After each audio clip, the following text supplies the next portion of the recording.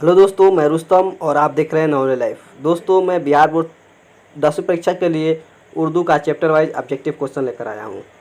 दोस्तों, global warming से हम लोग देख ले रहे हैं क्वेश्चन नंबर 1 है, ग्लोबल वार्मिंग कैसा मसला है। ऑप्शन ए मुनासिब, बी खुशगवार, सी संगीन या डी मुतअद्दिल। तो दोस्तों आंसर है सी, ग्लोबल वार्मिंग संगीन मसला है।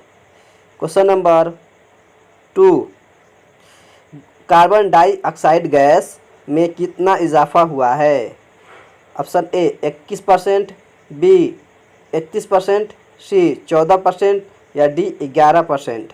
तो दोस्तों आंसर है बी 31% यानी 31%। क्वेश्चन नंबर 3, ज़मीन का दर्जा हरारत पिछले 100 वर्षों में कितना बढ़ गया है। Option A 0.45 degree Celsius, B 0.55 degree Celsius, C 0.65 degree Celsius या डी 0.75 डिग्री सेल्सियस। तो दोस्तों आंसर है D 0.75 degree Celsius. Question number 4,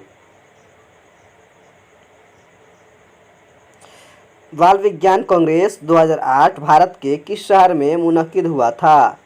option A Poona में, बी शिमला में, सी दीमापुर में या डी विशाखापट्टनम में। दोस्तों आंसर है सी दीमापुर में। क्वेश्चन नंबर 5, क्योटो में ग्लोबल वार्मिंग कॉन्फ्रेंस कब हुई थी। ऑप्शन ए 2007, बी 2006, सी 2005 या डी 2004। तो दोस्तों आंसर है ए 2007 ईस्वी में।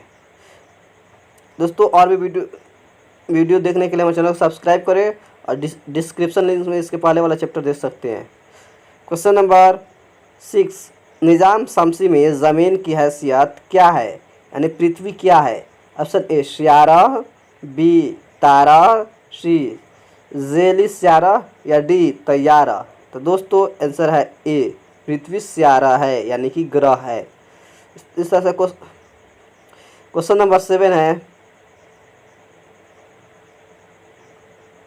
ग्लोबल वार्मिंग कॉन्फ्रेंस में कौन मशहूर साइंसदान शरीक हुए।